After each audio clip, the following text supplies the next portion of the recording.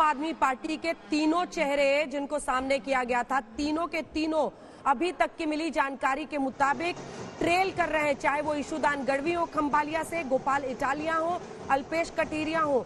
दोनों ही, ईशुदान गढ़वी तो 8,000 वोट से पीछे हैं, गोपाल इटालिया 20,000 वोट से पीछे चल रहे हैं, वहीं 10,000 वोट से अल्पेश कटीरिया पीछे चल रहे हैं। ये भी आम आदमी की पूरी कहानी आम आदमी पार्टी की बताता है। और बीजेपी से वहीं भूपेंद्र पटेल, जिनको आप देख रहे हैं इस वक्त बीजेपी दफ्तर में, वो लीड कर रहे हैं लगभग 79,000 वोट से। वहीं आप रिवाबा जडेजा को देखें तो 19,820 से लीड कर रही है, हार्दिक पटेल 19,000 से लीड कर रहे हैं, जिनकी सीट मुश्किल बताई जा रही थी। अल्पेश ठाकुर जो पिछली बार हार गए थे बाई इलेक्शन जब बीजेपी ज्वाइन किया था उन्होंने, वो गांधीनगर दक्षिण से 13,000 वोट से आगे चल रहे हैं। हर्ष सांघवी 65,000 वोट से वो जीतते हुए दिखाई दे रहे हैं। माजूरा सीट से वो चुनावी मैदान में है सूरत में। वहीं आप पलय कुकरानी को देखिए, पलय कुकरानी नरोदा सीट से चुनावी मैदान में है। नरोदा पाटिया के आरोपी को वहां पर उनकी बेटी को टिकट दिया गया है, विपक्ष ने खूब घेरा था, लेकिन वहां से भी पलय जीत रही हैं और वो 28,618 सीट से वोट से आगे हैं। कांतिलाल अमृते भी मोरबी से जीत रहे हैं, 25,000 वोट से वो लीड कर रहे हैं। तो ये मुझे लगता है गुजरात की पूरी कहानी बता रहा है। जल्दी से एक छोटा सा कमेंट। महाराष्ट्र से लड़ रहे हैं, लेकिन ये दोनों तो सूरत से लड़ रहे हैं। दोनों सूरत से लड़ रहे हैं, जहां सबसे ज्यादा बेस इनका है आम आदमी पार्टी के। अच्छा रोड से लड़ रहे हैं और एक और खास बात ये भी कि देखिए हार्दिक पटेल स्विच करने के बावजूद जीत रहे हैं, अल्पेश ठाकुर स्विच करने के बावजूद जीत रहे हैं, और ईशुदान गढ़वी कहीं ऐसा तो नहीं लगता आपको कि उनका करियर केजरीवाल ने खराब कर दिया?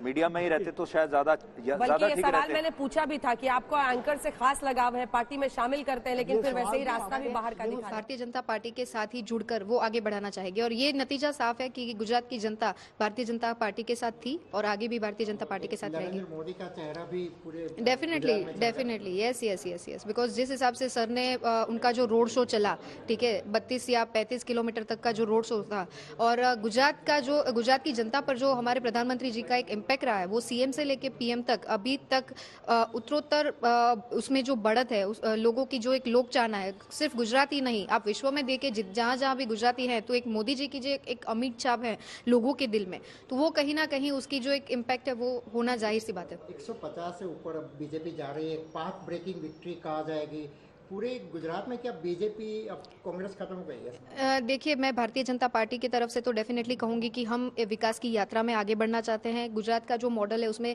जहां जहां अभी जो विकास चल रहे हैं उसमें हम बेहतर मॉडल के तौर पे आगे बढ़े, और वही एक मंत्र रहेगा मेरे साथ जितने भी प्रत्याशी के रूप में हैं, जीत के धारासभ्य बनते हैं, तो उनका एक वही चयन रहेगा कि भारतीय जनता पार्टी की विचारधाराओं के साथ जुड़कर जो डेवलपमेंट के काम हो वो आगे बढ़ाए।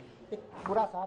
और रविंद्र जडेजा को भी लोग कहेंगे कि इनका तो बीजेपी के साथ एसोसिएशन हो गया, तो मुझे ऐसा लगता है कि अब रविंद्र जडेजा की भी काफी ट्रोलिंग हुआ करेगी, और इसी नाम पर लिबरल, सेक्युलर, और क्योंकि वो बीजेपी के स्टैंप वाले खिलाड़ी बन जाएंगे, so he will have a tough time now. लेकिन जो भी क्रिकेटर या खिलाड़ी मैदान में उतरता है पैड लगा के और हेलमेट पहन के, उसे पता है कि बॉल किसी भी तरफ से आ सकती है, बॉलिंग कहीं से भी हो सकती है, और वो जीतने के लिए खेलता है। बीजेपी की तरफ से ट्रोलिंग, आम आदमी पार्टी की तरफ से ट्रोलिंग, कांग्रेस पार्टी की तरफ से ट्रोलिंग, तमाम पत्रकारों को भी झेलना पड़ता है, लेकिन बावजूद उसके नॉन स्टॉप कवरेज। अरे वहाँ तो आपकी पत्नी को लेकर आप टीम में अब रविंद्र जडेजा अकेले खिलाड़ी होंगे जो कि किसी पार्टी से जुड़े हुए पाए जाएंगे। ठीक है, इस पर भी दिलचस्प तरीके से आने वाले वक्त में हम लोग देखेंगे क्या होगा। लेकिन रिवाबा जडेजा धीरे धीरे अपने पैर जमाती हुई, जामनगर से वो चुनावी मैदान में है, पैर जमाती हुई बीजेपी की राजनीति में दिख रही है। आप सभी का धन्यवाद।